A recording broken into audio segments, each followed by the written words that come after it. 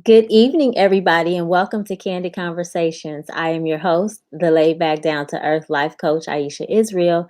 And tonight we're doing a special report. So, as you know, the presidential election is coming up soon. However, there are a lot of people who have already voted. So, we're not going to spend a lot of time on the election itself. We're not going to go over candidates.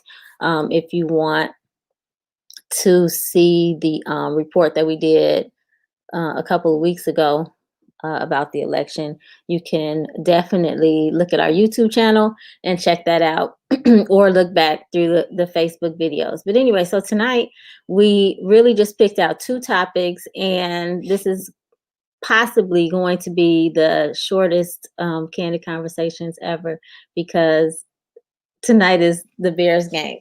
And so we gotta go watch the Bears game. But we didn't And want they playing LA.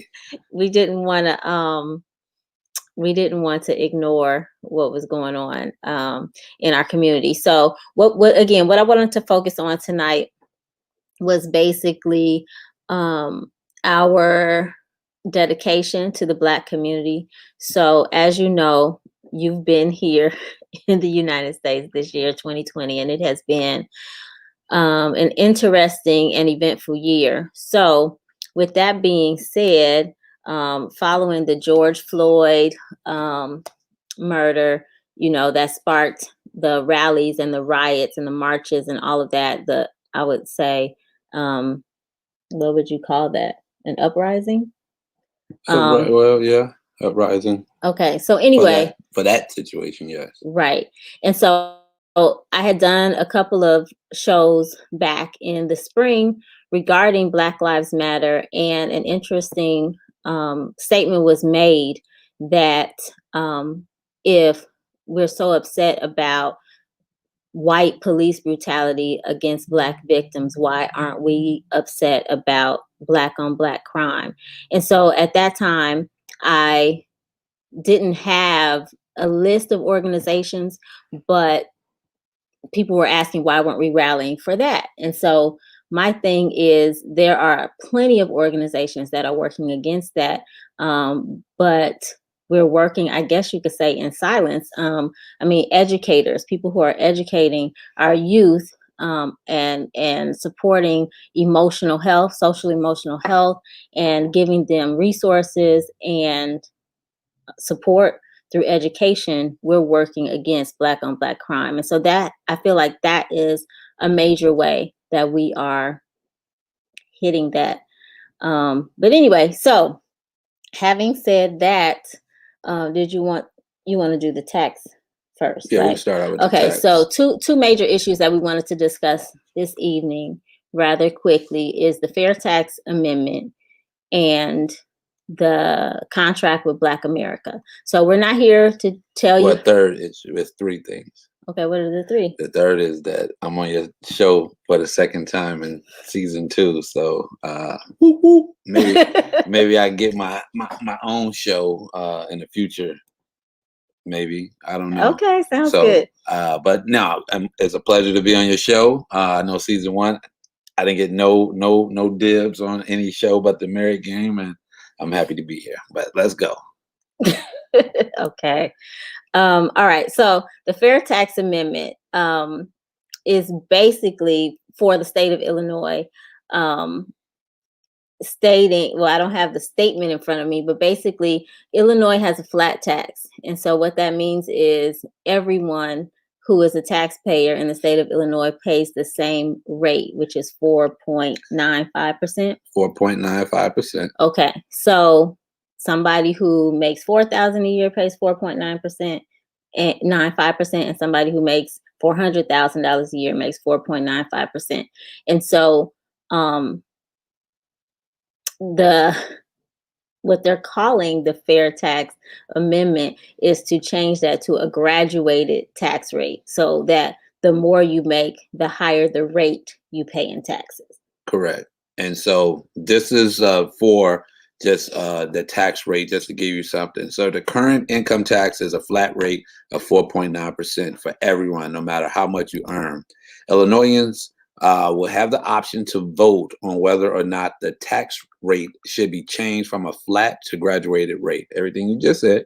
Governor J.B. Pritzker has campaigned on a promise to tax the state's wealthier individuals more. 60% of Illinois voters must vote yes for the amendment to go into effect. So we need 60% people to vote for that in order to go into effect. Me personally, I'm not, like I said, I'm not telling anyone how to vote. Me personally, I don't agree with that. I guess that's four.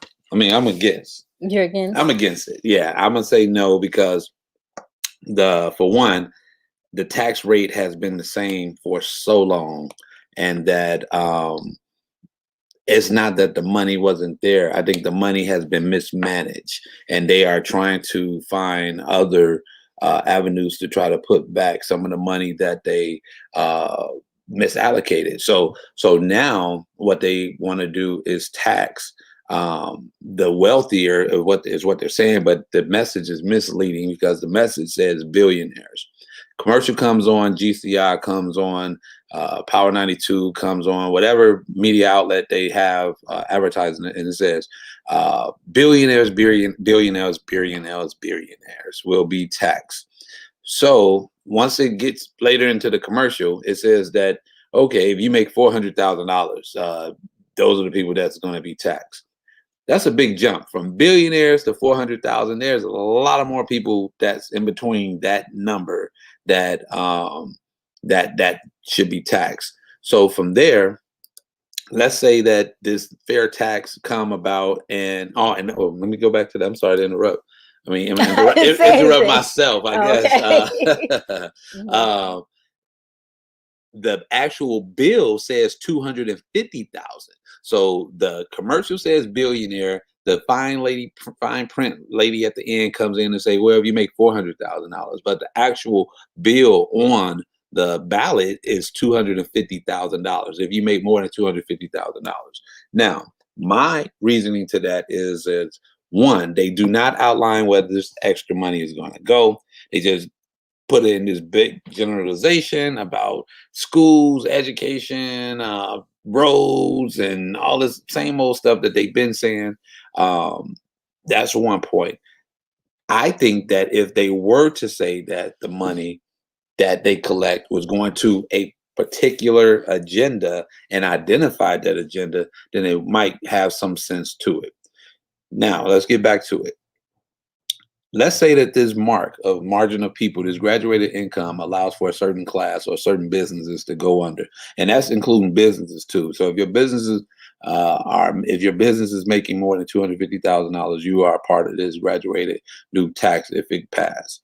So let's say that within this spectrum of 250 to 400,000, people had to let people go because they can't afford it. Now that taxes are eating up somebody's particular hypothetical income, and the government doesn't make their mark, meaning they don't accumulate the amount of funds that they thought they would get. Now, with it not being set in stone of what that tax bracket is, they can go down to $100,000. They can say, okay, everybody who make over $100,000, you're gonna get an influx, and we're gonna leave the bottom part people, the people who make $50,000 alone until that's needed. I don't know, but without identifying who's what and everything. And actually they are identifying. They saying 400,000 or 250,000. So they identified that part, but it doesn't guarantee that that's where it will stay at. Well, so, can I say something? My issue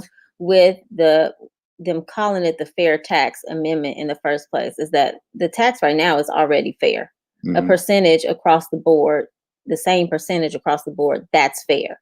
And there is the delusion, I'm going to call it, that tax will go down for people of lower income. They haven't said anything about decreasing any tax. They're just saying they're going to increase the tax for people who make more money. So whatever you're already paying, if you make less than $250,000 a year, nothing's really going to change for you, except the possibility of someone, losing a job. So I think what happens is that a lot of people who don't own businesses don't understand that um with when you own a business, all people see is the revenue. They don't see the expenses. And so a lot of times it looks like somebody has more money because they're making more money, and that's not always the case. A lot of times, especially if they're making billions and they own companies, they're paying out millions of dollars in salaries. They're paying out millions of dollars in bills. So if their tax goes up, then their expenses go up. And that gives them a reason, like you said, to eliminate jobs, which that doesn't help our economy either. I think there can be better ways to improve our economy. And like I said, I just think it's really deceptive. The fact that people seem to think that people on the lower end of the totem pole will have a lesser tax. That's not true. Um, And now, my thought that I have to myself sometimes is that there are more people of color that's coming into this Small business, small business, this tax bracket of $250,000. Like I say, that at any point it can go down to 100,000. It can go down to 50,000. It's just not identifying where it goes. But if by chance, oh, I'm sorry, what the limit is. But I strongly believe, as Ron Gray mentioned, I totally agree that if they were saying that it's going to communities that have a median income of $50,000 or less, or right? $65,000 or less, this is where that tax that we're about to collect from the billionaires that they're saying will go to. Exactly. Or I it agree doesn't with even that. have to be all of it. It could be the first 10% that we collect goes to this particular area. You know what I mean? But just So that sum is allocated just toward some the is lower allocated. income communities. Exactly. Right. Yep. Yep. So that's my take on it. Like I say, you definitely vote for how you feel. I do believe people need to pay their fair share if that's the case. But remember, somebody who's making $100,000 is paying more in taxes than somebody who's paying $50,000, and the latter continues on because we're all paying the same tax rate. Now, what does occur? Now, here go the flip side to it. What do occur, you do have people who find tax loopholes. Things are catered and geared to manipulating the tax system. Donald Trump, I guess, is an expert, a smart person who says that this is how he got away from paying his taxes. So the thing is, people from my community are not in position to either take advantage of that type of tax maneuvering, Move. or they are not not creating a business or doing something like that to find the loopholes that's available for them. So but I want to look for those loopholes. I want to find the loopholes. Mm, okay. Well, most people aren't doing that. But my other thing is that um, it with it saying that it's possible for 250,000. Now we're getting into that's middle class. I mean, Yeah. that's not even upper middle class. That's No. middle class. So yeah, I don't think that that's well, that's just my opinion. I don't think that it should be called a fair tax. I think that that's deceptive. But again, I'm not going to tell anybody how to vote. I just think that it's important to know how it actually works. And Um, now what they are saying is that, it is a trap because, who's saying that? well, just the people who saying that's for not passing, the people that want you to vote no. They're Okay. saying that it's a trap in the sense that the politicians are, I'll just read it. The politicians are trying to trap voters because for years they mismanaged the state's finances. In the last decade, the legislature raised the state income tax twice to fund Hmm. out of control spending. But even before the COVID-19 pandemic, Illinois still had an $8 billion budget deficit, and the unfunded pension liability skyrocketed to over 137 billion. So remember, Illinois still has to pay back, not pay, they're paying into the pension process with like CPS, these major unions that occurred back in 2012, that when they forced a lot of people to retire so that they would have to stop paying off that pension, they restructured the pension process to where you only could have it a certain amount of years versus throughout the time, at CPS. So they restructured that whole thing, especially the carryover days. So remember back in the day, you could carry over, teachers could carry over all their sick days for a while, to where people was retiring with a year or 2 years of time. I don't know anything about that. I took all my sick days. Yeah. So maybe not sick days, but vacation days. Yeah. Vacation was in the summer, and your Christmas break. No, it was something that you could carry over or something. Yeah, it was sick days. I mean, it must have been, because I'm like, your vacation is spring break, winter break. Yeah, but no, the thing is that you could carry it over, but they limited the carryover to like 2 weeks now. I don't know if you remember that, but before you can have so many 2 months, 3 months of vacation time if you didn't use it. I mean, I believe you. I just you had that with the school vacation time. Or I'm saying my vacation time was summer break, winter break, spring break. Okay, all right, that was my vacation. All right, so moving on, the next topic on the agenda. We're just two topic agenda. Okay, the next topic is a contract with Black America. So I know I had gotten into kind of a heated debate on Facebook last week, I guess, regarding this, because I know somebody specifically stated that now was not a good time to bring up the fact that one party responded and another party did not respond. So we're not even going to address that right now. Why that's not a good topic? Because the thing is I just wanted to read what it is, because I've heard a lot of comments from people. Well, I'm saying I've heard a lot of comments from people about it and about the situation, and they don't even know what it says. Yep, let's see what you got. Okay, so do you want me to read the introduction, or do you want me to just go to the points? Go to the summary. Okay, so the contract with Black America, as you know, that was drawn up or headed by Ice Cube, but I don't think that he did it alone. Right. So I don't know what I've heard is that he's the celebrity that's behind it, but it was other people that were involved that have ground roots into putting together something, especially those that's trying to get I can't think of the reparations. Yeah. Okay, so there are 13 points. Yeah. All right, so number one, it's a bill to guarantee Black opportunity and representation. So it says, adopt a plan of neo-reconstruction to redress past wrongs systematically imposed on Black Americans economically throughout many generations that has resulted in a wealth gap where the average white family has 10 times the wealth of a Black family.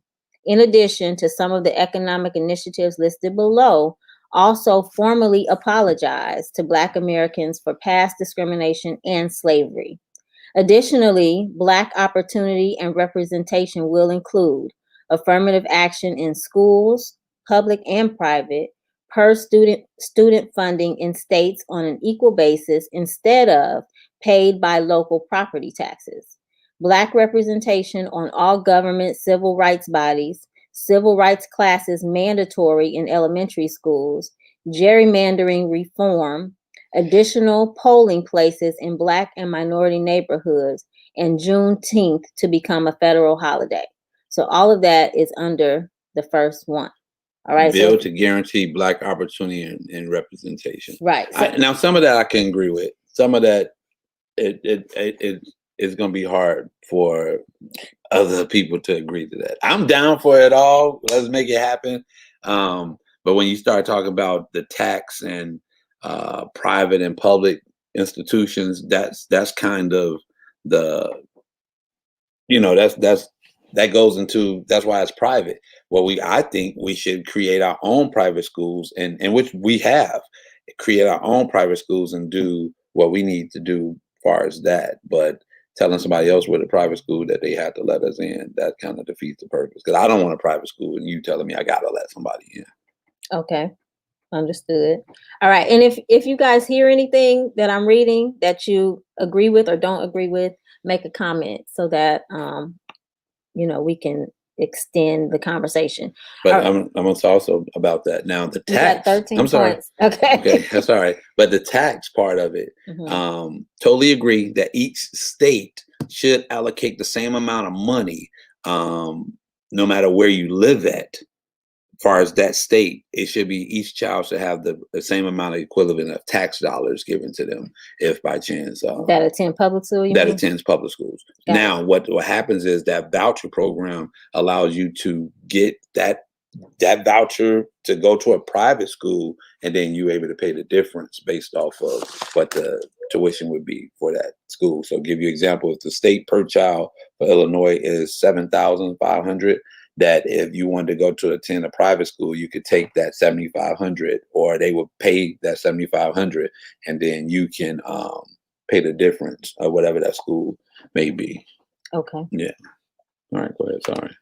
That's okay. Point number 2, bank lending reform, which I think is important. But anyway, bank lending will be regulated to require banks to lend a percentage of all loan and credit categories on an equal basis to the Black population each bank serves.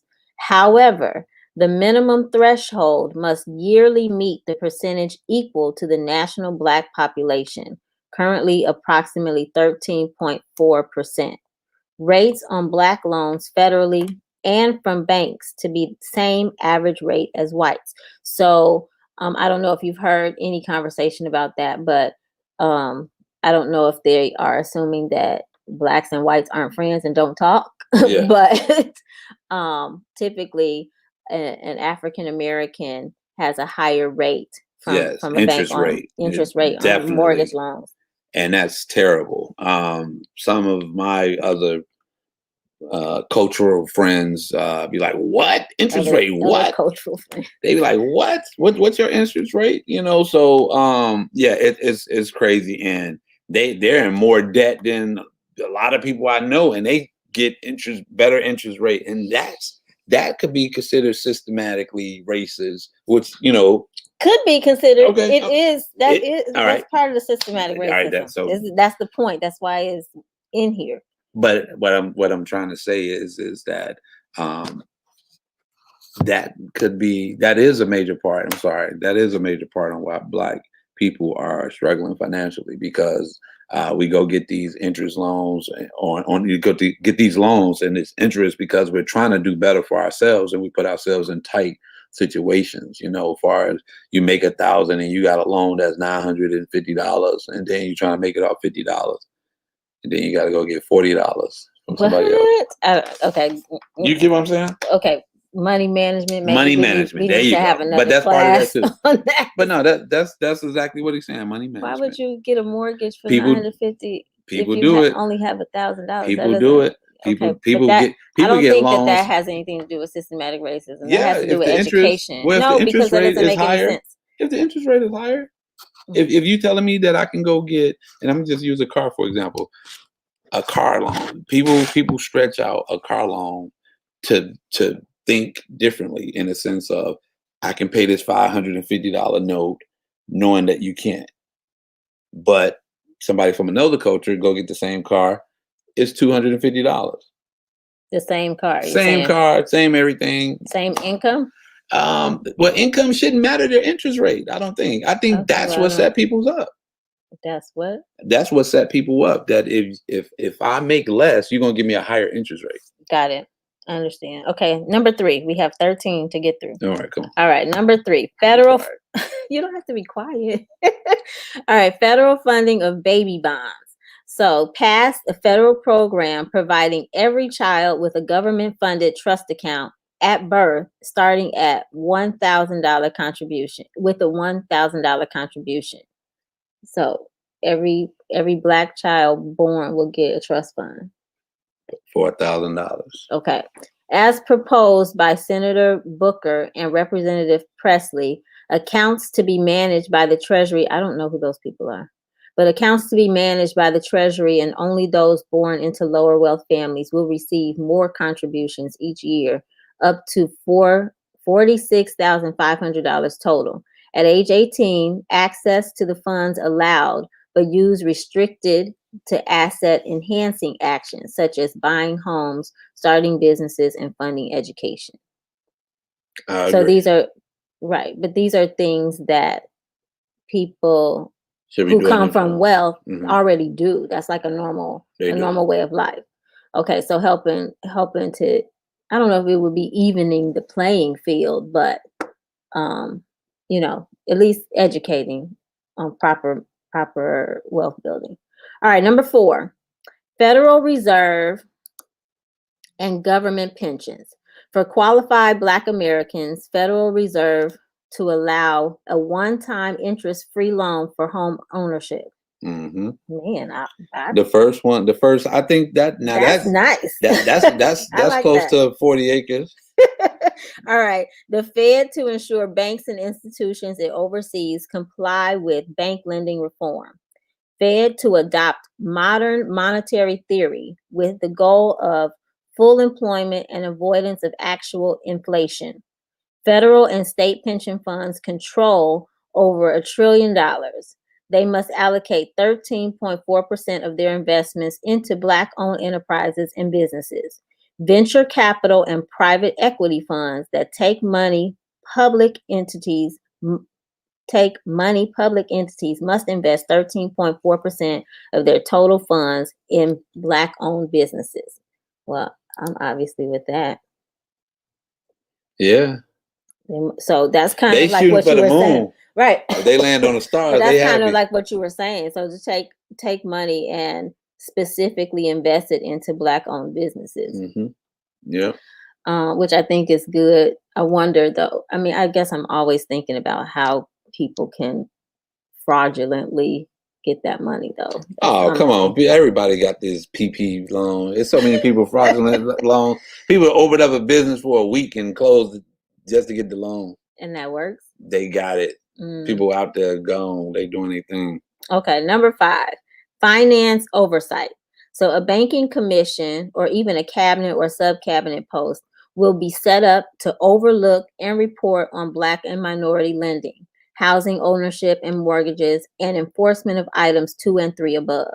Such authority will also oversee and audit federal programs such as Economic Opportunity Zones and Community Reinvestment Act to determine who is benefiting from disbursement of such funds. Will provide a transparent reporting mechanism for abuses to economic programs designed to benefit communities in need. So they're going to have some type of reporting mechanism so that they can see that the people who are supposed to get the money are getting the money. Yeah, because I ain't getting no money. Now. Number 6. Now I ain't getting no money, but I'm about to start getting some money. Let's go. Number 6. You want me to read something? I'm okay. Okay. Personal data and credit. Most states publicly release bulk data about arrestees unchecked, like the 1970 Fair Credit Reporting Act regarding credit data. There must be guidelines regarding arrest records that allow similar privacy and accuracy protections and the right to dispute and correct inaccurate data. Credit services will be reformed to mandate consideration of individual consumer data on rent, utility, cell phone, and other like bill payments. So, Okay. I think credit reporting has gotten better over time anyway. I mean, there was a time when you couldn't even pull your own credit report. It was a time you couldn't pull it. But I don't think that jobs need to run a credit check to get you a job. I definitely, that's my point on that with that. I definitely believe that as far as criminal records need to have some type of time limit that they can be exposed by employers. And what I mean is that if by chance you didn't do any type of like a murder or child molestation type of event, it should be a time frame that the question on an application should ask for. Have you been incarcerated in the past 7 years, 5 years? I thought that used to be on applications. I thought I remember seeing something like that, like within the Some, last 10 years, have you done this? And but okay, it should be a federal law across the board that no company can ask. It shouldn't just be general. Have you ever?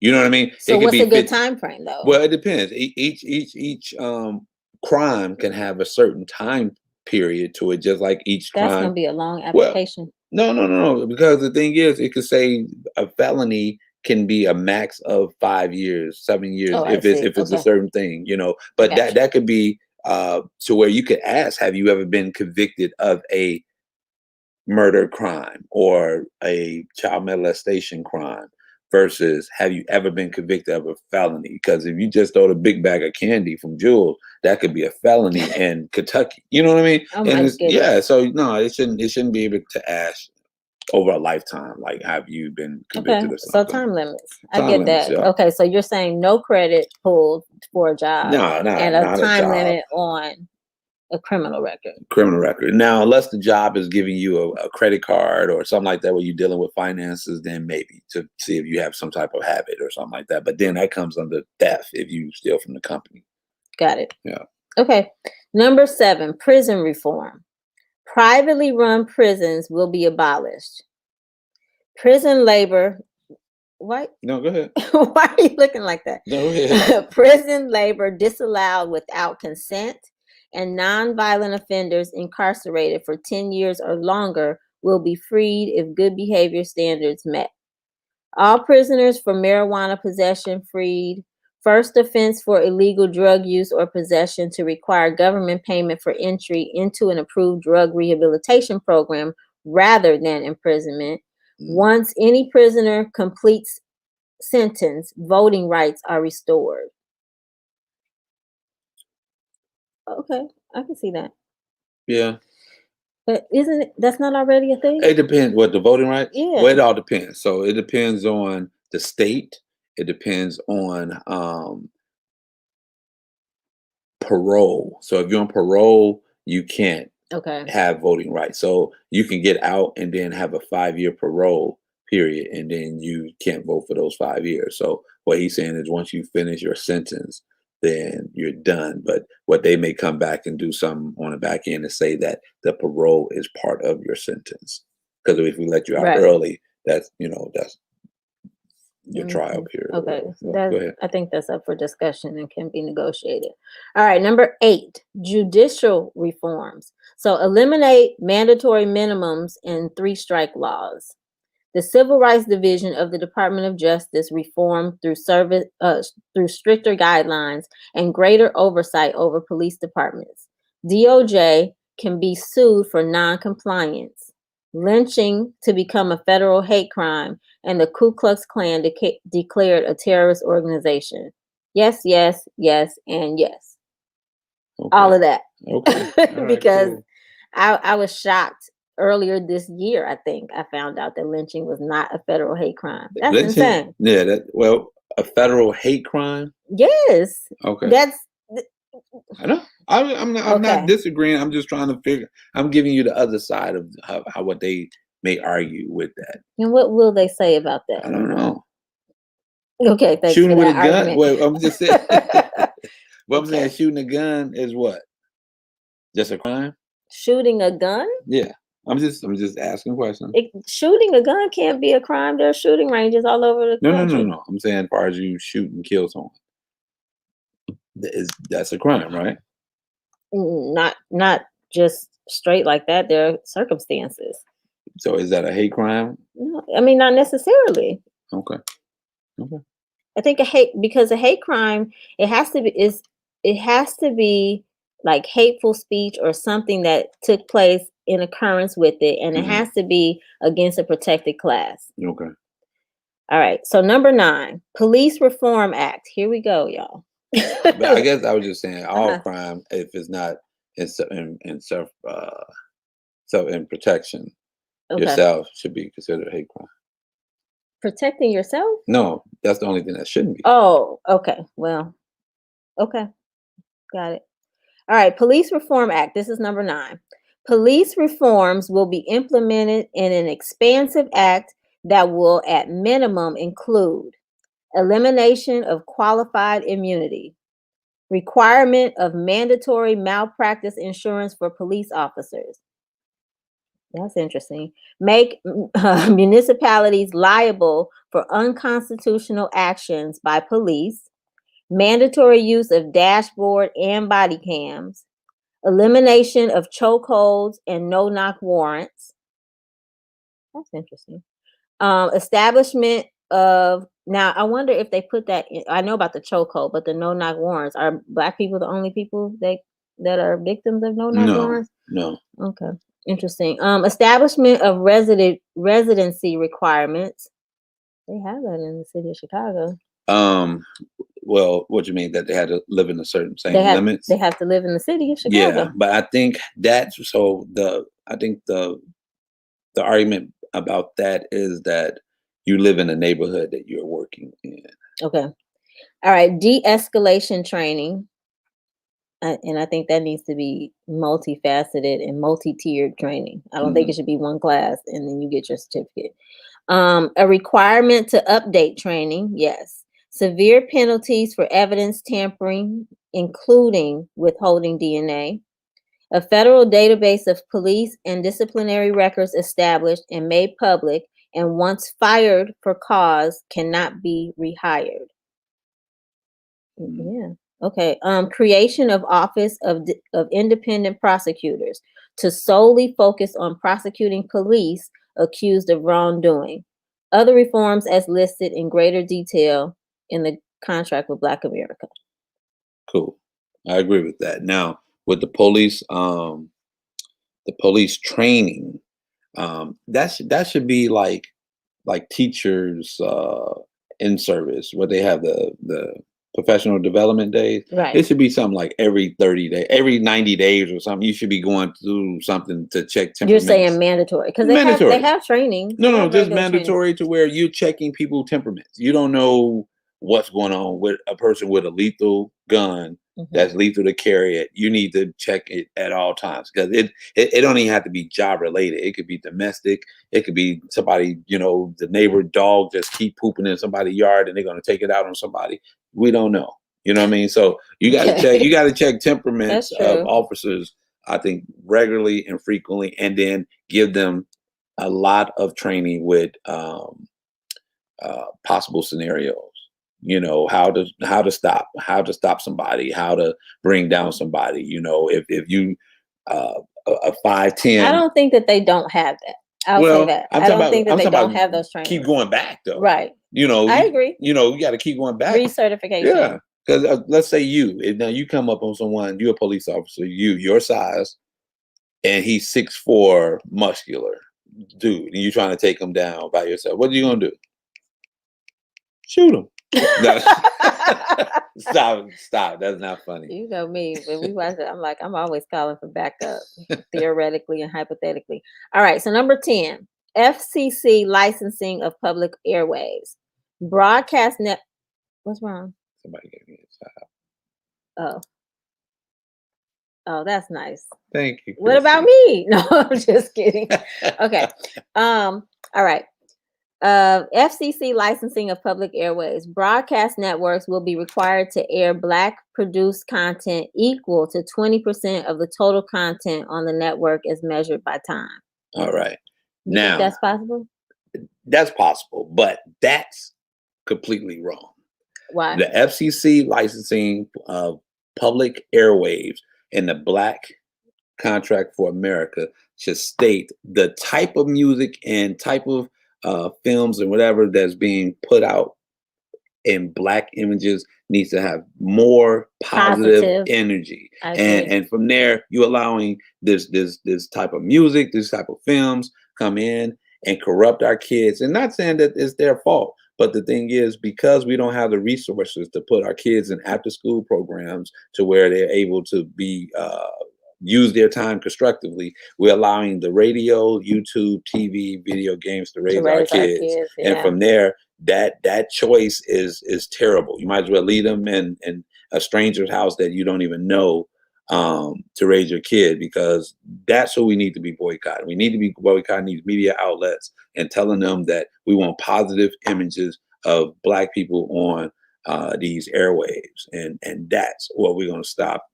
That's where we should What start are our at. children doing right now? I don't know, probably watching YouTube and waiting to eat. It's 7:55. I know it's bear time. All right. Okay. We have 3 more to All go right. through. All right. 11. Confederate moments. I think I'm sleepy. Confederate monuments and institutions. All right.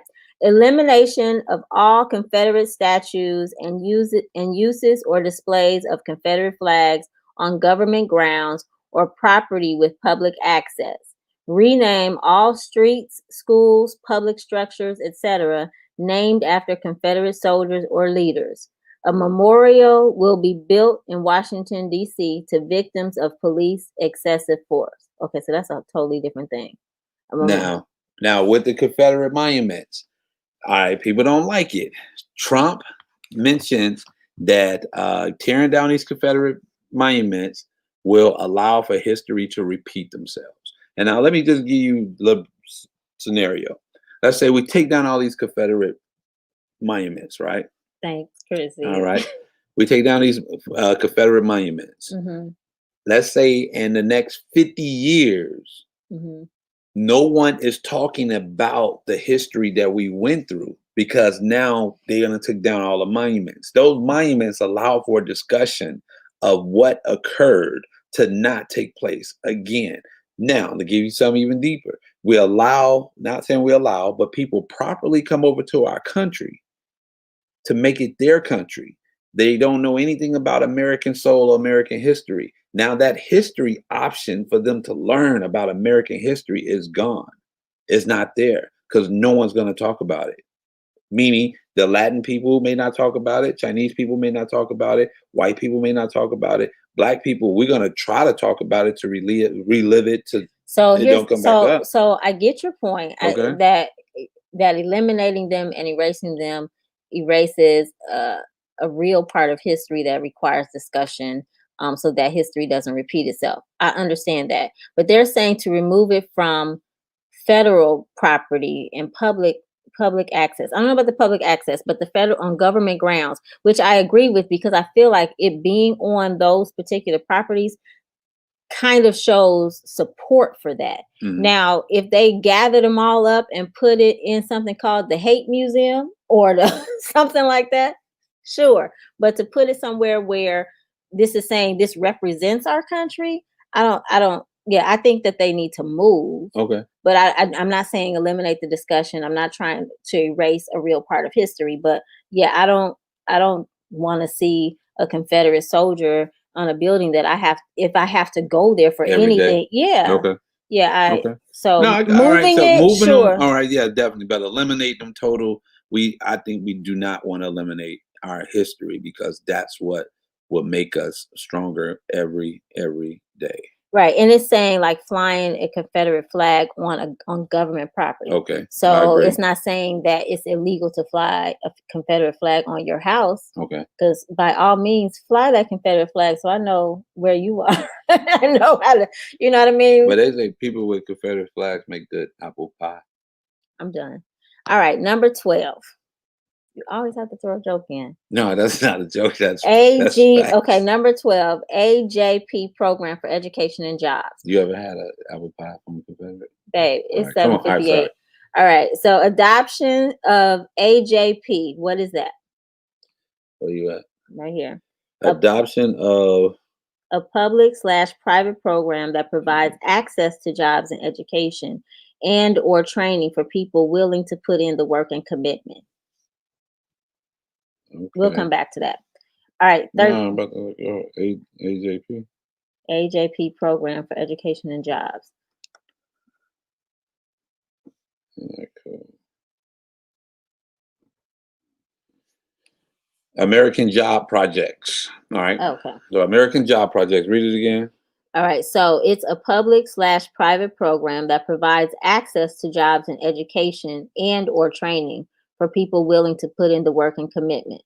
I agree. And with that along, It should also include trades. It should definitely be trade schools.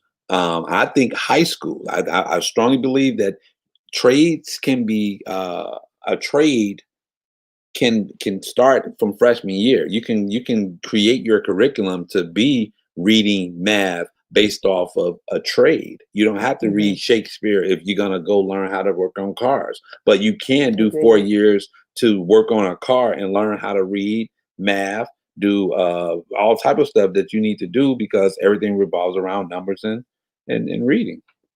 So the trades definitely But need I to mean, come we back, have schools, so I guess I would need to see the actual project outline, proposal, whatever, because I don't.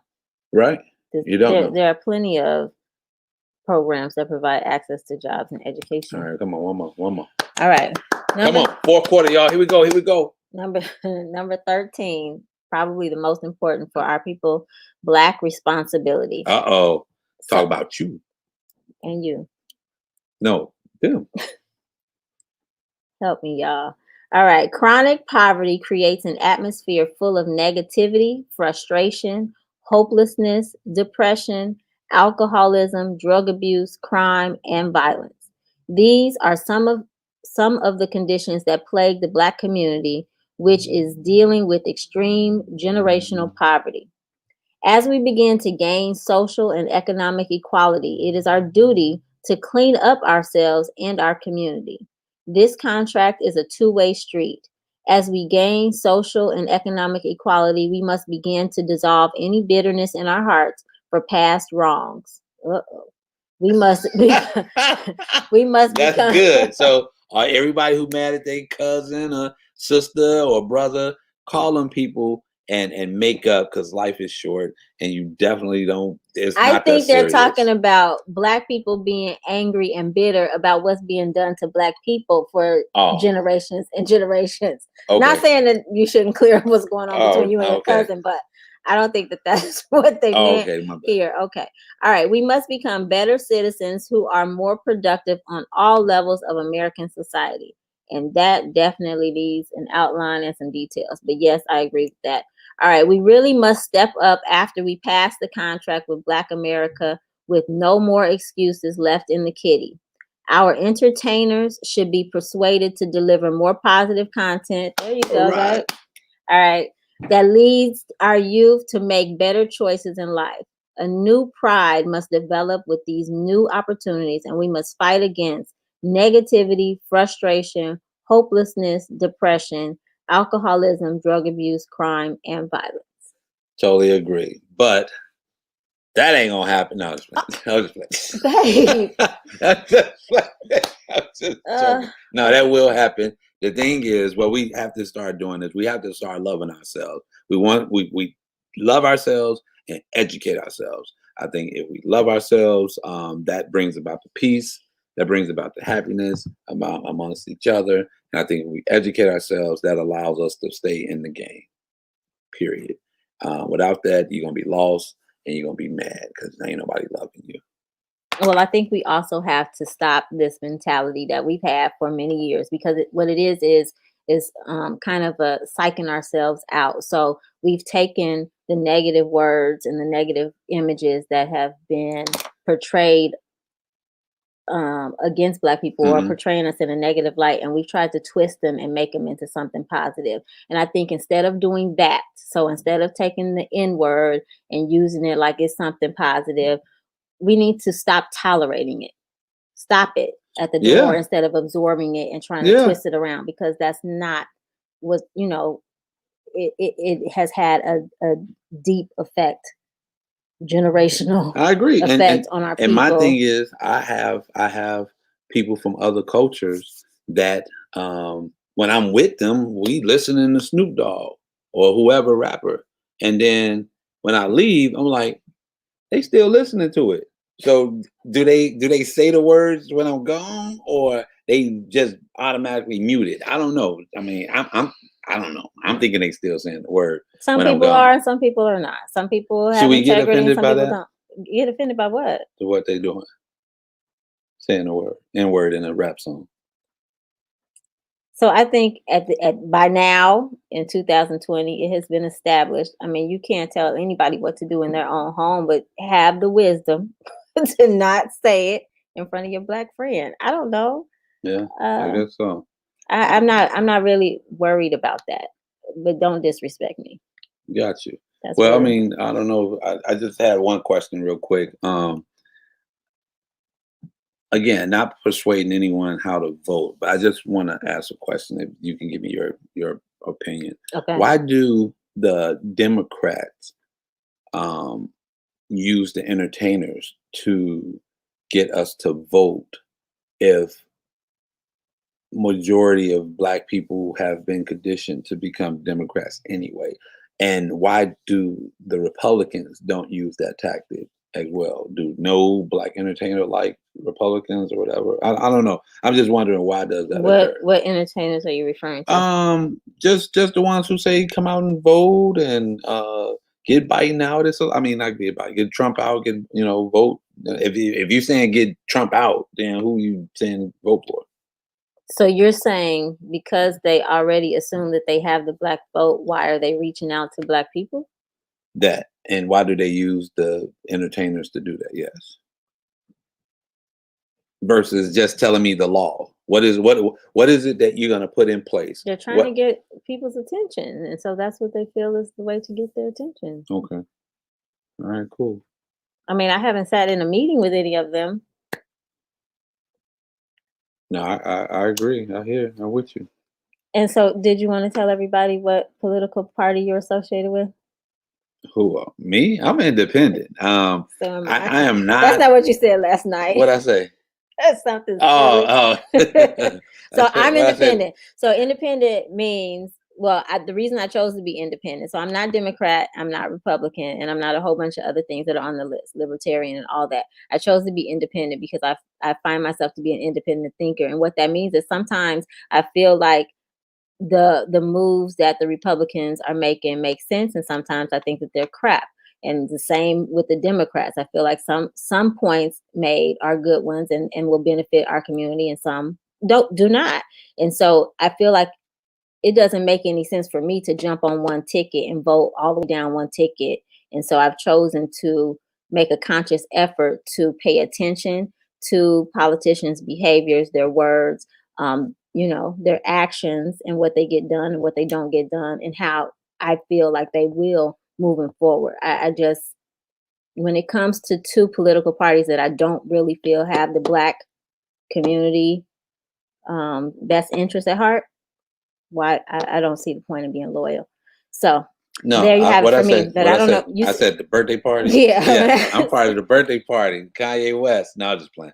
Um, but no, I totally He's silly agree. like that. Um, like I said, I have some other things in my head to where, like I say, my biggest thing is that $1 billion conversations are being had, and the average person that's in my neighborhood are not at these tables.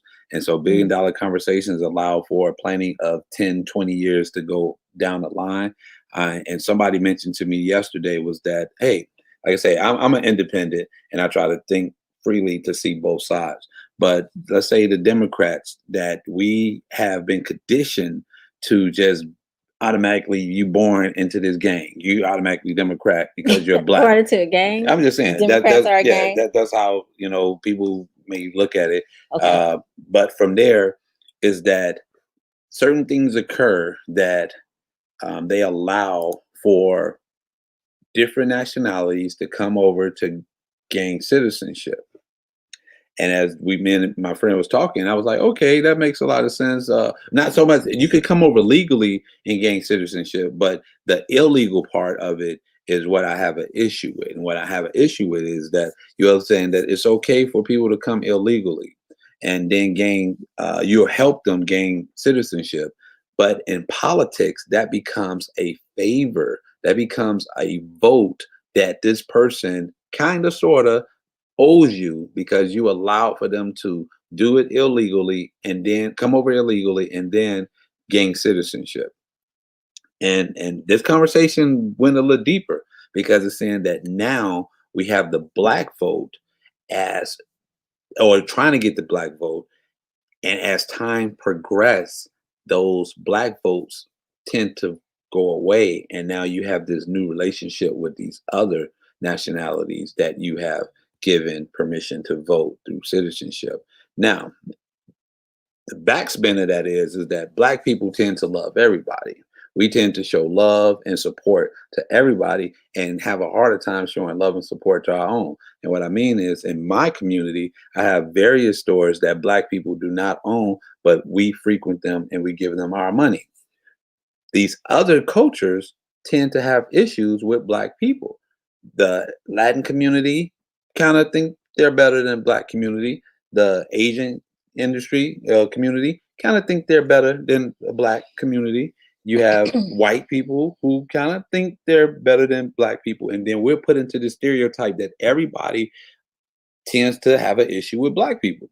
So if this time we are the people that's voting for the Democrats, and you have other people that's coming over illegally and owing favors to the Democrats, they fall into the system that the Democrats or whoever tell them to do, which is have an issue with the black people, and we're going to slowly give you their property in their neighborhoods, and we're going to give you stores and businesses opportunities in their neighborhood, and there you go.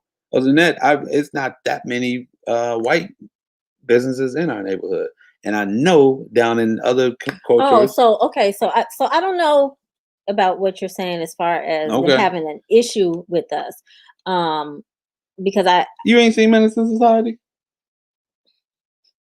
No.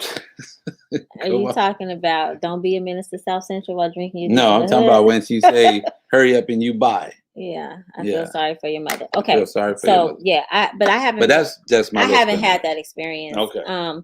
What I have been told, and it's been a while, but I have been told that people from other countries are specifically guided to set up shop their businesses in the black neighborhood because we do tend to spend money with other cultures. We tend to have an issue with trusting ourselves. And so now I know that there's a Facebook group, and right now I can't think of the name of it, and I apologize, but it is for the purpose of informing us of Black-owned businesses and collaborating to support Black businesses. And I know that some of the conversation was people are all for that, but the customer service needs to be up to par and the quality of the product needs to be up to par. And that's something that I think we do very well. But there are a lot of us who don't. When you over in Jamaica, Puerto Rico, these other countries, you accept whatever happens from that culture of store that you may attend. So when you're in a black community, expect black treatment. Period. What? That's our culture. What? I'm saying you think that's acceptable? It ain't the same thing. I ain't saying it's acceptable, but the quality, you want me to do what? Not be culture? No, I'm saying that, like, so for example, and we have like less than 2 minutes, but when I first moved to Chicago, I remember going, let's just say I went in, I'm not going to name a business, but I went into a business that had a Black cashier. And so instead of, welcome to blankety blank, how may I help you? The cashier literally said, what you want? That's what I'm talking about. Not, what? No. That's not okay. That's culture. That's American culture. That's for not Black. American. That's Black American no, culture. No, it's not. That's what they teach us. That's the training we had. That's probably what they thought. But I've been to plenty of places. I mean, I didn't grow up in Chicago, and I wasn't used to that. So Chicago there are places. Black-owned business. That's what it's called. Chicago Black-owned business. Okay, but anyway, so. No, I totally agree. Some of the service do have to be a little bit better. And I think it just comes with resources financially in order to make certain things occur, which could be the maintenance, keep up, could be a lot of different things. And hopefully COVID is making businesses be a lot cleaner now too. So, and service a little bit better, but hopefully. Go ahead. Okay. Ladies and gentlemen, thank you so much for tuning in. We are going to go see what we can catch, what's left of the Bears game. It just started. It started at 7:15, I thought. So it's been like an Oh, hour. dang. Oh, what? Right. Really? Really? If you really? Okay, I'm sorry, y'all. Thank you for tuning in.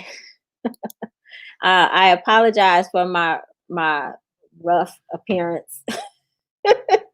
It's been a day. But anyway, thank you so much for tuning in. I have appreciated you chiming in and giving your comments, making your comments. Feel free to share this with other people.